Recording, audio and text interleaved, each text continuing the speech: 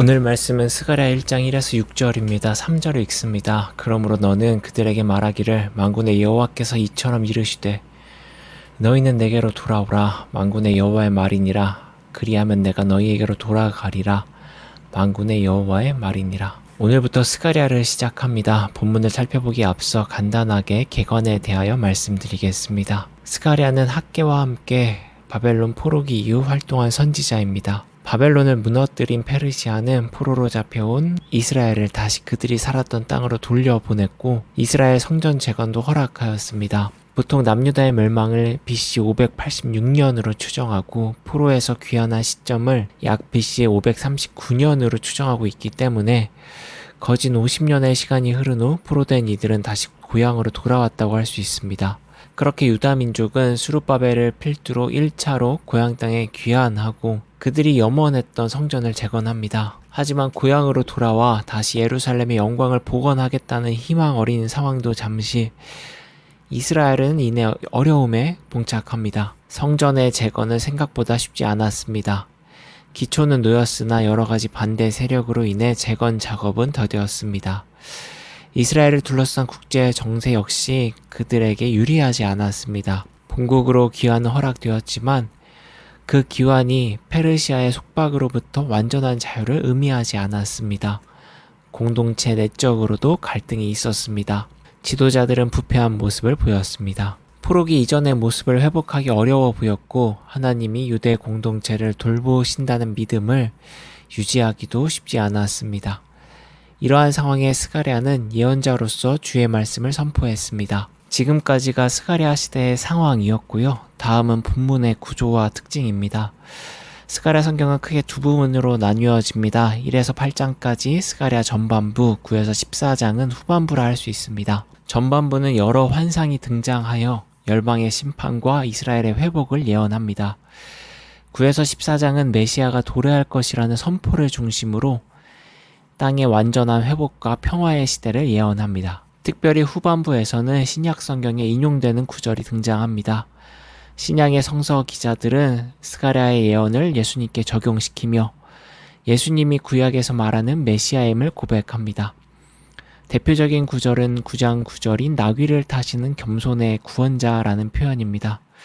이 예언은 나귀를 타고 예루살렘으로 입성하시는 예수님의 모습을 통해 실현되었습니다. 또 가룟 유다가 예수님을 은 30의 종교 지도자들에게 판 건 역시 스가랴 11장에 등장하는 은 30의 품삯 비유와 닮았습니다. 이처럼 스가랴의 예언은 예수님의 사역을 통해 구체화되는데요. 이는 예언은 하나님의 말씀에 온전히 순종하는 존재를 통하여 반드시 실현됨을 알려줍니다. 또 예수가 메시아라는 사실을 확증합니다. 지금까지 간단한 스가랴의 개관이었습니다. 그럼 오늘 큐티에 해당하는 본문을 살펴보죠. 성경은 먼저 스가랴에게 하나님의 말씀이 임한 날짜를 말합니다. 다리오 왕 제2년 8째 날. 역사적인 기록을 바탕으로 날짜를 계산해 보면 BC 520년 정도로 추정이 됩니다.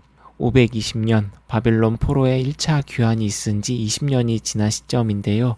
앞서 개관에서 말했듯 이 시기는 유대 땅에 귀환한 이스라엘에게 그리 좋은 시절이 아니었습니다. 성전은 기초만 놓였을 뿐 주변 민족의 방해로 재건은 중단되었고 재개할 기미는 보이지 않았습니다. 또한 이스라엘을 본국으로 돌려보냈던 페르시아는 영토를 넓히기 위해 전쟁을 계속하였고 그들의 영토 확장은 그들이 이미 차지한 민족들의 세금 부과로 이어져 경제적 부담을 가중시켰습니다. BC 520년 예루살렘이 회복될 것이라는 오랜 예언과는 전혀 다른 방향으로 이 유대 땅의 역사는 진행되고 있었습니다.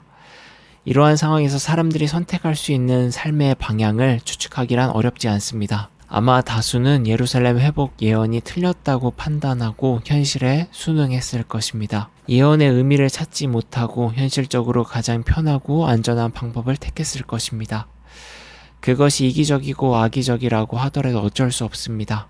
어차피 유대 땅은 회복의 기미가 보이지 않기 때문에 이러한 상황에서 예언을 신뢰하고 선하고 바른 길을 찾는 것은 어리석을 뿐입니다. 1차 포로 귀환 후 20년이 지난 시점, 이스라엘은 포로기 이전에 이스라엘이 그랬던 것 마냥 강자로 비추어지는 삶을 모범으로 삼았던 것 같습니다.